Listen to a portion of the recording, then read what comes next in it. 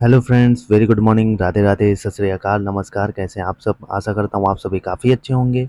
और मैं शिशिर रोज़ की तरह स्वागत करता हूँ आपके अपने यूट्यूब चैनल शिशिर की पाठशाला में। आप सभी को पता है कि हम प्रिपेयर कर रहे हैं बीपीएससी टीआरए 2.0, जिनका भी सब्जेक्ट है एसएसटी। ठीक है, एसएसटी जिनका सब्जेक्ट है और जो क्लास 6 to 8 की प्रिपरेशन करना चाहते हैं, इस यूट्यूब चैनल के माध्यम से अच्छे से कर सकते हैं बिल्कुल प्रिपरेशन। तो जैसा कि आप सभी को पता है कि एसएसटी में हमें 3 सब्जेक्ट पढ़ने हैं। ठीक है, ज्योग्राफी पढ़नी है, हिस्ट्री पढ़नी है और सिविक्स भी पढ़नी है, जिसको या सिविक्स कह लीजिए या तो पॉलिटी कह लीजिए। ठीक है, तो मैं लगभग पूरे कंटेंट कंप्लीट कराऊंगा। और एक मेरी हमेशा सलाह है, एक गाइडेंस है मेरी। आप किसी भी कोचिंग का नोट्स कुछ भी पढ़ लीजिए, लेकिन वहाँ से क्वेश्चन नहीं मिलेंगे। अगर आप रिसेंट एग्ज़ाम के ट्रेंड पे जाएंगे तो आपको क्वेश्चन तभी मिलेंगे जब आप किताबें पढ़ेंगे। तो चलिए, पहला टॉपिक हम लोगों ने जो सिविक्स है क्लास 6 की, ठीक है, जिसको हम राजनीतिक शास्त्र कहते हैं, उसका पहला टॉपिक विविधता वो कंप्लीट कर लिया है। आज हम कंप्लीट करेंगे सेकंड टॉपिक, जिसका नाम है सरकार। तो आइए कंप्लीट करते हैं सरकार क्या है। ठीक है, तो सरकार क्या है? प्रत्येक देश को विभिन्न निर्णय लेने एवं काम करने के लिए सरकार की जरूरत होती है। ये निर्णय कई विषयों से संबंधित हो सकते हैं। सड़कें और स्कूल कहाँ बनाए जाएं, बहुत ज़्यादा महंगी हो जाने पर किसी चीज़ के दाम कैसे घटाए जाएं, अथवा बिजली की आपूर्ति को कैसे बढ़ाया जाए। तो बिल्कुल भाई कोई भी देश है, वहाँ निर्णय लेना, ठीक है, वो किसका काम है? सरकार का। बिना सरकार के वहाँ पे निर्णय नहीं लिया जा सकता। जैसे स्कूल कहाँ बने, रोड कैसे बनाई जाए, कोई चीज़ का दाम बढ़ गया तो कैसे घटाया जाए, इस और बिजली आपूर्ति को कैसे बढ़ाया जाए, ये सरकार का ही काम है निर्णय लेना। सरकार कई सामाजिक मुद्दों पर भी कार्रवाई करती है। उदाहरण के लिए सरकार गरीबों की मदद करने के लिए कई कार्यक्रम चलाती है। इनके अलावा वह अन्य महत्वपूर्ण काम भी करती है, जैसे डाक एवं रेल सेवाएं चलाना। बिल्कुल, सरकार भी कई सामाजिक मुद्दों पर भी काम करती है भाई, कार्रवाई भी करती है। जैसे गरीबों की मदद करती है, उनके लिए पॉलिसीज़ बनाना, उनके लिए और जैसे डाक और रेल सेवाएँ कैसे हम मतलब डाक और रेल सेवाएँ कैसे जनता को उपलब्ध करानी है, इस पे भी काम करता है। सरकार का काम देश की सीमाओं को सुरक्षा करना और दूसरे देशों से शांतिपूर्ण संबंध बनाए रखना भी है। बिल्कुल, सरकार का एक काम ये भी है कि सीमा जो हमारी सीमाएँ हैं, अंतर्राष्ट्रीय सीमाएँ हैं, उसको सुरक्षा प्रदान करना और एक दूसरे देशों के साथ शांतिपूर्ण संबंध बनाए रखना भी इसका काम है। उसकी ज़िम्मेदारी यह सुनिश्चित करना है कि देश के सभी नागरिकों को पर्याप्त भोजन और अच्छी स्वास्थ्य सुविधा मिले। बिल्कुल, इसको यह भी सुनिश्चित करना है कि देश के जो सभी नागरिक हैं, उनको पर्याप्त भोजन और अच्छी स्वास्थ्य सुविधाएँ मिलें, हॉस्पिटल मिले। ठीक है? जब प्राकृतिक विपदा गिरती है, जैसे सुनामी या भूकंप, तो मुख्य रूप से सरकार ही पीड़ित लोगों की सहायता करती है। अगर कहीं कोई विवाद होता है या कोई अपराध करता है, तो लोग न्यायालय जाते हैं। न्यायालय भी सरकार का ही अंग है। बिल्कुल, जब भाई कोई प्राकृतिक विपदा गिरती है कहीं, या सुनामी या भूकंप आता है, तो इस रूप में या कहीं कोई पीड़ित होते हैं लोग, तो उनकी मदद कौन करता है? उनकी मदद सरकार ही करती है। ठीक है, अब आगे चलते हैं। सरकार के स्तर क्या होते हैं, आइए उसको देखते हैं कि सरकार के स्तर क्या क्या हो सकते हैं। सरकार के अलग अलग स्तरों पर काम करती है। पहला है स्थानीय स्तर, दूसरा है राज्य के स्तर एवं तीसरा है राष्ट्रीय स्तर पर। ठीक है, भाई आगे चलते हैं। स्थानीय स्तर का मतलब है गांव। स्थानीय स्तर पर मतलब सरकार गांव में काम करती है, गांव, शहर या मोहल्ले में। वहीं राज्य स्तर का मतलब है पूरे राज्य को ध्यान रखने, जैसे हरियाणा या असम की सरकार पूरे राज्य में काम करती है। और राष्ट्रीय स्तर की बात करें तो सरकार का संबंध पूरे देश से होता है। ठीक है, तो सरकार का काम 3 स्तर पर होता है। तो सरकार क्या होती है, आइए इसके बारे में डिस्कस करते हैं। सरकार कुछ निश्चित व्यक्तियों का समूह होता है। बिल्कुल, सरकार क्या होती है? एक निश्चित समूह व्यक्तियों का समूह होता है, जो राष्ट्र तथा राज्यों में निश्चित काल के लिए तथा निश्चित पद्धति द्वारा शासन करता है। बिल्कुल, एक निश्चित समय के लिए और एक निश्चित पद्धति, उसका एक सिस्टम होता है जिसके थ्रू वो काम करता है या शासन करता है। इसके 3 अंग होते हैं। ठीक, सरकार के कितने अंग होते हैं? 3 अंग होते हैं, व्यवस्थापिका, कार्यपालिका तथा न्यायपालिका। क्या क्या? व्यवस्थापिका, कार्यपालिका तथा न्यायपालिका। सरकार के माध्यम से राज्य में राज्य शासन नीति लागू होती है। सरकार के माध्यम से ही जो राज्य है, राज्य में राज्य शासन नीति लागू होती है। सरकार के तंत्र का अभिप्राय उस राजनीतिक व्यवस्था से होता है जिसके द्वारा राज्य की सरकार को जाना जाता है। ठीक है, अब आगे चलते हैं। राज्य निरंतर बदलती हुई सरकारों द्वारा प्रशासित होते हैं। हर नई सरकार कुछ व्यक्तियों का समूह होती है जो राजनीतिक फैसले लेती है या उन पर नियंत्रण रखती है। आपको पता है कि एक निश्चित समय के बाद सरकारें बदलती रहती हैं। ठीक है, अब आगे चलते हैं, जो इम्पोर्टेंट है उसको कवर करेंगे। सरकार का कार्य नए कानून बनाना। तो सरकार का कार्य क्या है, यहाँ से समझ लीजिए। सरकार का कार्य है नए कानून बनाना, पुराने कानूनों को लागू करना तथा झगड़ों के मध्यस्थता करना। कुछ समाजों में यह समूह आत्म मनोनीत या वंशानुगत होता है। तो कुछ समूह में ये क्या होता है, वंशानुगत होता है, कि जैसे बाप फिर बेटा, बेटा फिर उसका बेटा, ऐसे। बाकी समाजों में जैसे लोकतंत्र राजनीतिक भूमिका का निर्वाह निरंतर बदलते हुए व्यक्तियों द्वारा किया जाता है। ठीक है, आगे चलते हैं। संसदीय पद्धति में सरकार का राष्ट्रपति पद्धति शासी शाखा से होता है। इस पद्धति में राष्ट्र में प्रधानमंत्री या मंत्रिपरिषद तथा राष्ट्रीय एवं मंत्रिपरिषद होते हैं। बिल्कुल, जो संसदीय पार्लियामेंट्री सिस्टम है, इसमें सरकार का क्या अभिप्राय होता है, इसमें राष्ट्रपति, ठीक है, और राष्ट्र में प्रधानमंत्री होता है, मंत्रिपरिषद होते हैं, मुख्यमंत्री एवं मंत्रिपरिषद होते हैं। ठीक है, जनता सरकार का दोबारा चयन न करना इस बात को नहीं दर्शाता कि जनता अपने राज्य के तंत्र से नाखुश है, लेकिन कुछ पूर्ववादी शासन पद्धतियों में यह भेद इतना साफ नहीं है। ठीक है, अब सरकार एवं कानून, आइए देखते हैं। सरकार कानून बनाती है और देश में रहने वाले सभी लोगों को वे कानून मानते होते हैं। केवल यही वह तरीका है जिससे सरकार काम कर सकती है। बिल्कुल भाई, सरकार नियम कानून बनाती है और मानना पड़ता है। सरकार के पास जैसे कानून बनाने की ताकत होती है, वैसे ही यह ताकत भी होती है कि लोगों को कानून बाध्य करे। बिल्कुल, जैसे सरकार के पास ताकत होती है कि वो, वैसे वो लोगों को बाध्य भी कर सकती है कि मानने। उदाहरण के लिए एक कानून है कि गाड़ी चलाने वाले लाइसेंस होना चाहिए। अगर कोई लाइसेंस के बिना गाड़ी चलाते हुए पकड़ा तो उसे जेल काटनी पड़ती है या जुर्माना बढ़ता है। बिल्कुल भाई, उदाहरण यहाँ पे देख लीजिए कि जो गाड़ी चला रहा है उसके पास लाइसेंस होना चाहिए, अगर लाइसेंस नहीं है तो उसका चालान कटेगा। ठीक है, अब सरकार के प्रकार, आइए इसको देखते हैं। सरकार को निर्णय लेने और कानूनों का पालन करवाने यानी उन्हें बाध्य बनाने की शक्ति इस बात पर निर्भर करती है कि उस देश में कैसी सरकार है। बिल्कुल, सरकार भाई अगर अच्छे से काम कर रही है तो लोग, जनता उसको मानेगी, सरकार को, वहाँ के नियम कानून को मानेगी। लोकतंत्र में ही सरकार को यह शक्ति देते हैं। लोग ऐसा चुनाव के माध्यम से करते हैं। वे अपनी पसंद के नेता को वोट देकर चुनते हैं। एक बार चुन लिए जाने के बाद यही लोग सरकार बनाते हैं। लोकतंत्र में सरकार को अपने निर्णयों व उठाए हुए कदमों का आधार बताना होता है और सफाई देनी होती है। बिल्कुल, सॉरी, हो सकता है आपको थोड़ी सी आवाज़ ना आ रही हो, तो बाकी जो लिखा है वो समझते चलिएगा। ठीक है, अब आवाज़ आएगी। तो लोकतंत्र में तो लोग, जो भाई जनता होती है, जनता क्या हो करता है, जनता चुनाव करती है और अपने मनपसंद नेता को वोट देती है, और उसके बाद चुनने के बाद वही नेता लोग अपनी सरकार बनाते हैं और उसी हिसाब पर निर्णय लेते हैं। और उनको क्या होना है, उनका अपना आधार बताते हैं कि हम आगे ये काम करेंगे, और उनको सफाई देनी होती है। एक दूसरी तरह की सरकार होती है जिसे राजतंत्री सरकार कहते हैं। इसमें राजा या रानी के पास निर्णय लेने और सरकार चलाने की शक्ति होती है।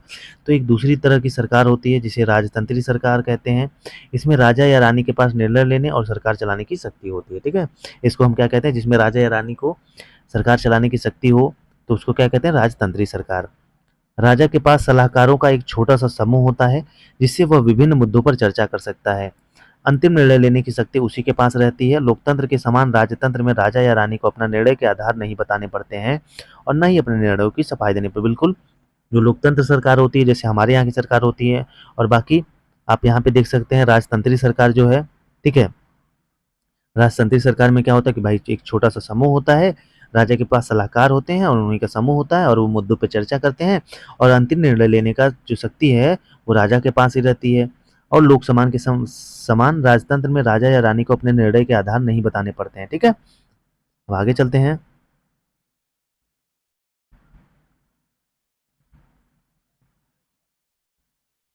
अब लोकतांत्रिक सरकार क्या होती है, आइए इसको देखते हैं। भारत एक लोकतंत्र है। इस लोकतांत्रिक व्यवस्था को पाने के लिए लंबी लड़ाई लड़ी है।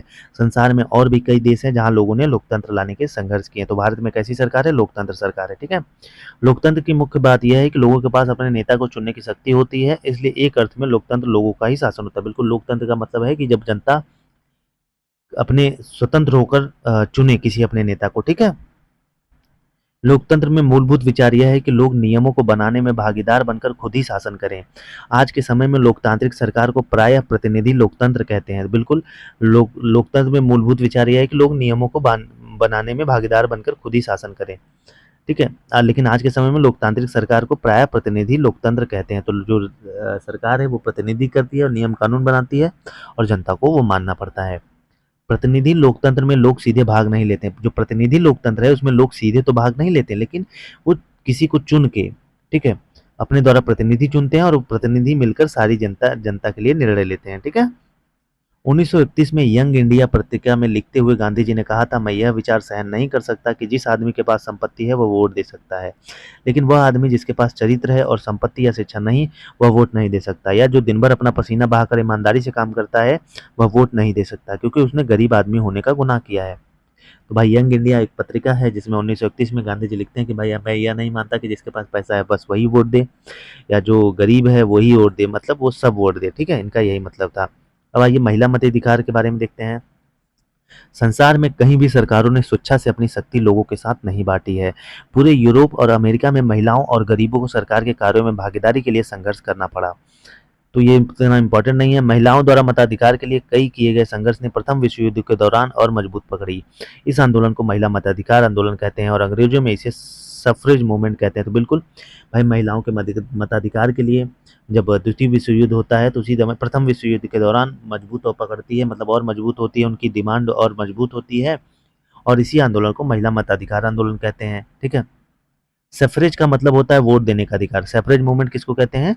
सफरेज का मतलब होता है वोट देने का अधिकार। युद्ध के दौरान बहुत से पुरुष लड़ाई में थे, इसलिए महिलाओं को उन कामों को करने के लिए बुलाया गया जो पहले पुरुषों के काम माने जाते थे। बिल्कुल भाई, जो पुरुष होते थे वो लड़ाई युद्ध करने में बिजी रहते थे, और महिलाओं को बुलाया जाता था जो पुरुष नहीं कर पाते थे, या पुरुष का काम होता था, महिलाओं को भी भाग लेने के लिए कहा गया। जब महिलाओं ने विभिन्न प्रकार के काम और उनकी व्यवस्था करना शुरू किया तो लोगों को यह देखकर बड़ा आश्चर्य हुआ कि उन्होंने महिलाओं और उनकी क्षमताओं के बारे में क्यों इतनी गलत रूढ़िबद्ध धारणाएं बना रखी थी कि महिलाएं ये काम नहीं कर सकती। बिल्कुल, जब पुरुषों ने महिलाओं को भी बुलाया कि उनके कुछ काम जो बचे हैं वो भी महिलाएं भी कर सकती हैं, तो यह देखकर बहुत आश्चर्य होती है कि जरूरी नहीं है कि जो काम पुरुष करते हैं वो महिलाएं नहीं कर पाती हैं। इस लाइन का यही मतलब है। ठीक है। इस तरह महिलाओं को निर्णय लेने में समान रूप से योग्य माने जाने लगा। महिला मताधिकार आंदोलन की साथियों ने सभी महिलाओं के लिए वोट देने का अधिकार की मांग की। तो महिला मताधिकार आंदोलन के थ्रू ही सभी महिलाओं को वोट देने का अधिकार की मांग की गई। ठीक है। अब आगे चलते हैं। उनकी आवाज़ सुनी जाए जो उनके जाए इसके लिए जिन्होंने जगह जगह पर अपने आप को लोहे की जंजीरों से बांध कर प्रदर्शन किया।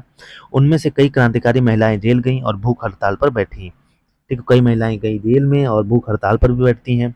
अमेरिका में औरतों को वोट देने का अधिकार 1920 में मिला। तो अमेरिका में महिलाओं को वोट देने का अधिकार 1920 में मिला, जबकि इंग्लैंड की औरतों को यह अधिकार कुछ सालों बाद 1928 में मिला। जो इंग्लैंड में कब मिला? 1928 में। अब लोकतांत्रिक सरकार के मुख्य तत्व हैं, आइए उसको देखते हैं। भागीदारी।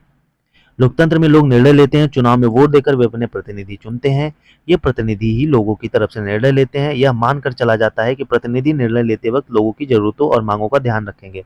बिल्कुल भाई, भागीदारी का मतलब यही है कि जनता का भाई जनता चुनती है अपने प्रतिनिधित्व, स्वतंत्र है, जनता चुनती है और जनता ये एक्सपेक्ट करती है कि भाई इनको जिताएंगे और ये हमारे काम करेंगे या हमारी बातों का निर्णय लेंगे। ठीक है, और हमारी ज़रूरतों को ध्यान रखेंगे। सभी सरकारों को एक निश्चित समय के लिए चुना जाता है। भारत में यह अवधि 5 वर्ष की है। बिल्कुल, सभी सरकार को एक निश्चित समय के लिए चुना जाता है, और भारत में कितने वर्ष का है? 5 वर्ष की अवधि होती है। एक बार चुने जाने के बाद सरकार 5 वर्ष तक सत्ता में रहती है। बिल्कुल, अगर एक बार कोई सरकार बनी तो वो कम से कम 5 साल तक सत्ता में रहेगी।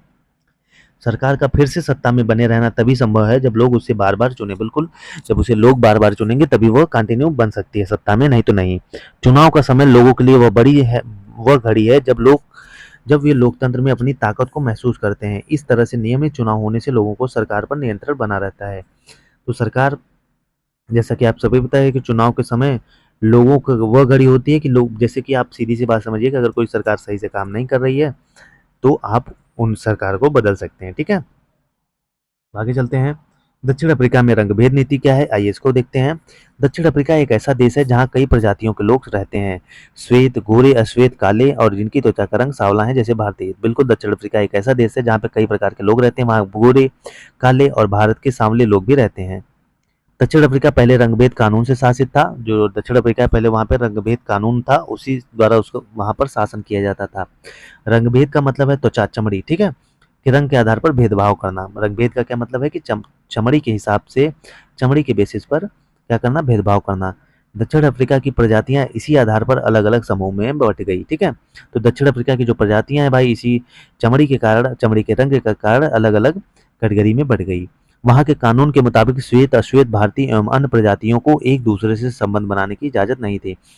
तो वहाँ का जो कानून था उसके मुताबिक ये था कि भाई जैसे श्वेत कोई गोरा है काला के साथ, या भारतीयों के साथ या अन्य प्रजातियों के साथ एक दूसरे से संबंध नहीं बना सकते थे। विभिन्न प्रजातियों के लोग न तो एक दूसरे के आसपास रह सकते थे और न ही आम सुविधाओं का इस्तेमाल कर सकते थे। तो वहाँ पे क्या था कि जो विभिन्न प्रजाति के लोग थे, वो एक दूसरे के साथ रह भी नहीं सकते थे और जो सुविधाएं थी वो उनको नहीं मिल पाती थी। ठीक है। श्वेत और अश्वेत अश्वेत लोगों के अस्पताल अलग होते थे। भाई श्वेत और अश्वेत वहाँ पे जो काले गोरे के अस्पताल भी अलग होते थे वहाँ पे, और अस्पताल की गाड़ियाँ भी। श्वेत लोगों के लिए जो अस्पताल की गाड़ियाँ थी वे ज़रूरत के सामानों से सुसज्जित सुसज्जित होती थी। बिल्कुल, जो भाई गोरे लोग होते थे उनके लिए जो हॉस्पिटल की गाड़ियाँ थी वो बहुत सुसज्जित होती थी, जबकि जो काले लोग होते थे उनके लिए सुविधाएं उतनी उपलब्ध नहीं थी। ठीक है भाई, आगे चलते हैं।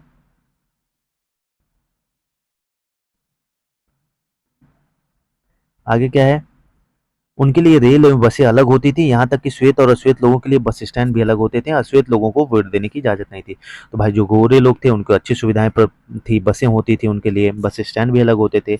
वहीं जो काले लोग होते थे उनको वोट देने की इजाज़त भी नहीं थी।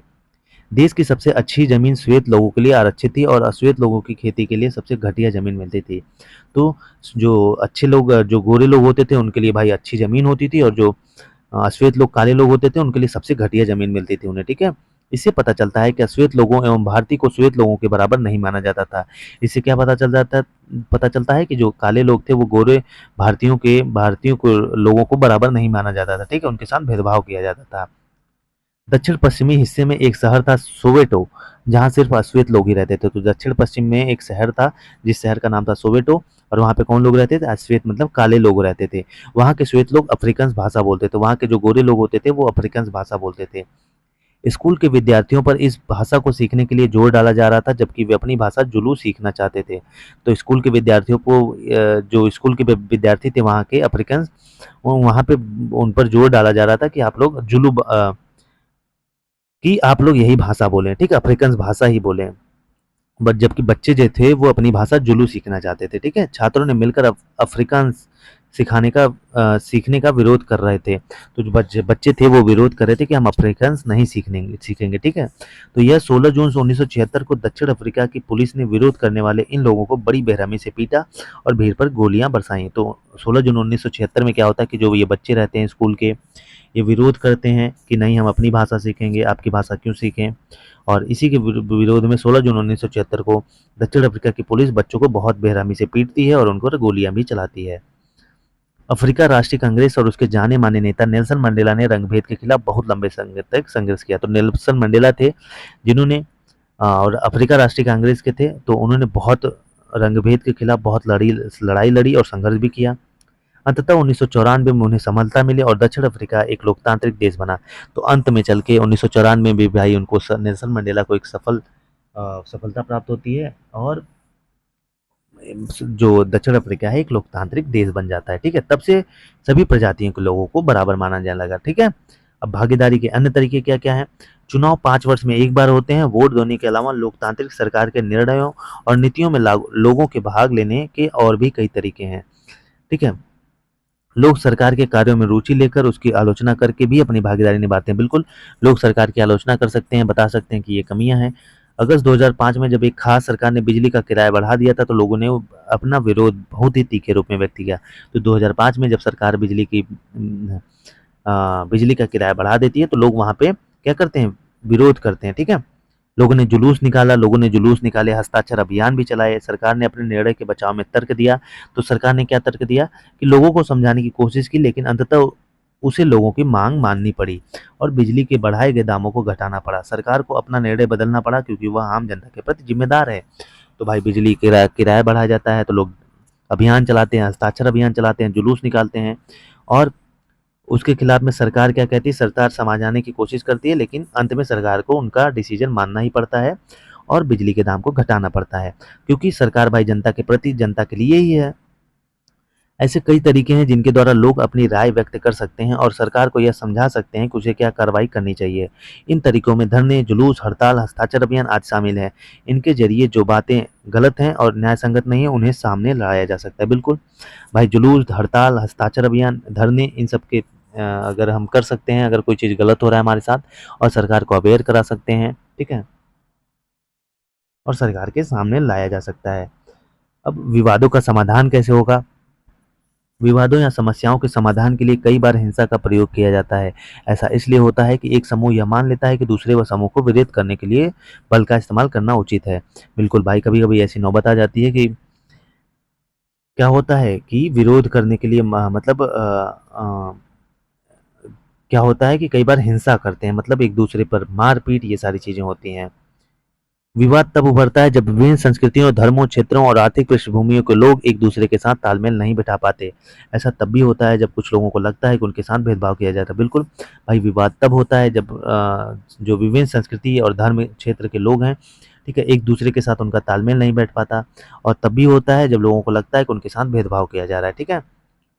लोग अपने विवादों को खत्म करने के लिए हिंसात्मक तरीके भी अपनाते हैं, जिससे अन्य लोगों में भय और असुरक्षा की भावना फैलती है। सरकार की यह जिम्मेदारी होती है कि वह विवादों का समाधान करे। बिल्कुल भाई, लोग जैसे अपने विचार प्रस्तुत करने के लिए वहाँ पे बम, लाठी, ये सब चीज़ें चार्ज कर देते हैं, और जिसकी वजह से लोगों में डर बढ़ जाता है, तो और असुरक्षा बढ़ जाती है। ठीक है, तो सरकार की यह जिम्मेदारी है कि वह विवादों का समाधान करे। ठीक है। धार्मिक जुलूस और उत्सव कई बार समस्या का कारण बनते हैं। उदाहरण के लिए धार्मिक जुलूस किस रास्ते पर निकले, यही कई बार विवाद का कारण बन जाता है। कई बार हिस्सा भड़कने का खतरा रहता है। कभी-कभी जुलूस के लोग उत्तेजित हो जाते हैं, कभी-कभी लोग जुलूस पर पत्थर फेंकने या उसे रोकने की कोशिश कर सकते हैं। तो बिल्कुल भाई, कभी-कभी रास्ते को लेके हो जाता है, जैसे ताजिया वगैरह निकलता है, आप लोग देख रहे होंगे, तो उसमें भी ऐसी चीज़ें, समस्याएँ आती हैं। ठीक है? अब आगे चलते हैं। सरकार, खासकर पुलिस, ऐसे मौकों पर बहुत ही महत्वपूर्ण भूमिका निभाती है। पुलिस की जिम्मेदारी यह सुनिश्चित करने की होती है कि आपस में टकराव की स्थिति न पैदा हो, हिंसा न भड़के। वह सभी पक्षों को एक जगह बिठाकर बात करवाती है ताकि विवाद का समाधान निकल सके। बिल्कुल भाई, सरकार ऐसे जो विवाद होते हैं, जहाँ पे हिंसा होता है, उसके लिए सबसे सरकार ने पुलिस को बनाया है। पुलिस की जिम्मेदारी होती है कि वो जो ऐसे स्थिति पैदा हो जहाँ पे हिंसा, टकराव हो, उसको वहाँ पे लोगों को बातचीत करके और हिंसा और न भड़के उस विवाद का समाधान करे। नदियाँ भी कई बार विवाद का कारण बन जाती हैं। ठीक है, बिल्कुल, नदियाँ भी कई बार विवाद का कारण बन जाती हैं। कुछ नदियाँ एक से अधिक राज्यों से होकर बहती है। जिन राज्यों से नदी गुजरती है, उनके बीच में नदी के पानी का बँटवारा विवाद का कारण बन जाता है। उदाहरण के लिए, ठीक है, भाई ऐसा होता है कभी-कभी कि क्या होता है कि नदी का कुछ हिस्सा एक दूसरे राज्य में है, नदी का कुछ हिस्सा दूसरे राज्य में है, तो ये भी विवाद बन जाता है। समानता एवं न्याय, आइए इसको पढ़ते हैं। लोकतांत्रिक सरकार के मुख्य विचारों में से एक है उसका न्याय एवं समानता के प्रति वचनबद्ध होना। न्याय एवं समानता को एक दूसरे से अलग नहीं किया जा सकता। बिल्कुल, न्याय और समानता को एक दूसरे से अलग नहीं किया जा सकता। अस्पृश्यता यानी छुआ-छूत की प्रथा पर अब कानून द्वारा रोक लगा दी गई है। लंबे समय तक दलित लोगों को शिक्षा, स्वास्थ्य एवं यातायात की सुविधाओं से वंचित रखा गया। पहले तो उन्हें सार्वजनिक मंदिरों में घुसने तक नहीं दिया जाता था। मंदिरों में घुसने, बिल्कुल भाई, छुआ-छूत को अब कम किया गया है, ठीक है? रोक दिया गया है। अब दलित लोगों को भी शिक्षा मिलती है, स्वास्थ्य, यातायात सभी सुविधाएँ मिलती हैं, ठीक है?